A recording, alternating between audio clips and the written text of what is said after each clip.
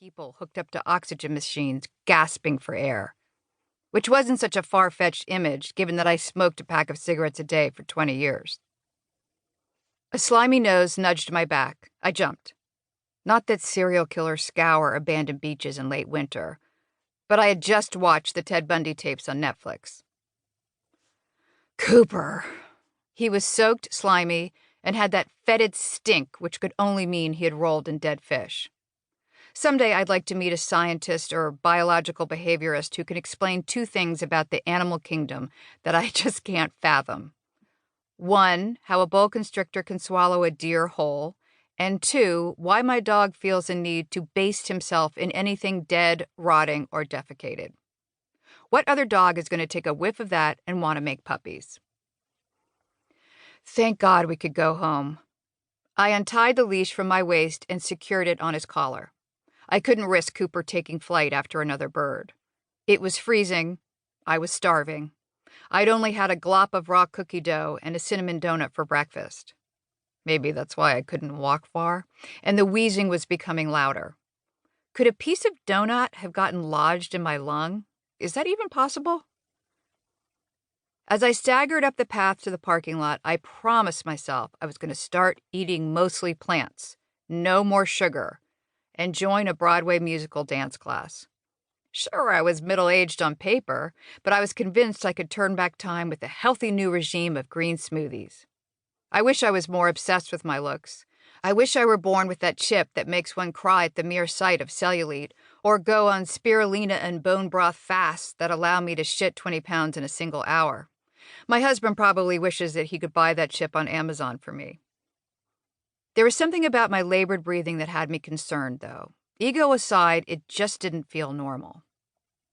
Cooper pluckily jumped into the car, no doubt anticipating his next adventure in the grassy backyard where the squirrels declared war on him every single day, throwing nuts and Cirque du Soleil through the pine trees to taunt him.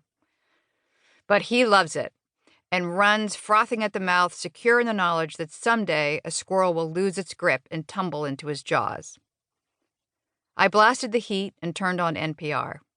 I couldn't tell which of us was breathing or barking harder. At least he had an excuse, having run 5 miles in less than 20 minutes. Starting Monday, I would embark on a rigorous workout regimen. I would row or climb or run and pick up huge kettlebells or bells and lunge. Every woman I know who has an enviable body does lunges. My mind quickly meandered to its favorite distraction, dinner. In cold weather, food needed to be draped in a blanket of sauce. Tonight felt like a roast chicken with parsnips kind of night. It was healthy, except for the part where I boiled the parsnips in heavy cream. When we reached the house, Cooper started scratching at the car window, just in case there was a deer or a basket of baby rabbits waiting for him in the backyard. He has a habit of jumping over me before the car has completely stopped, digging his nails into my thighs as he vaults across my lap. But this time he just sat panting in the passenger seat. I sat too, trying to find air. I couldn't muster the fortitude to skip into the house like a hyper-caffeinated Mary Poppins and whip up a magical evening as usual. I still couldn't breathe properly. So there Cooper and I sat, in a muddy Mini Cooper, listening to the chirping of birds as dusk settled in. It didn't even occur to me that I had contracted the deadly virus that was making its way around the world and bringing the global economy to its knees. At that point, it was just this deviant thing you read about in the news that seemed unfathomable, like fascism. I called my husband and left a message. I can't breathe very well. I think I might be getting bronchitis. Perhaps this was my punishment for smoking cool menthol cigarettes in boarding school so as not to be bullied by the mean girls.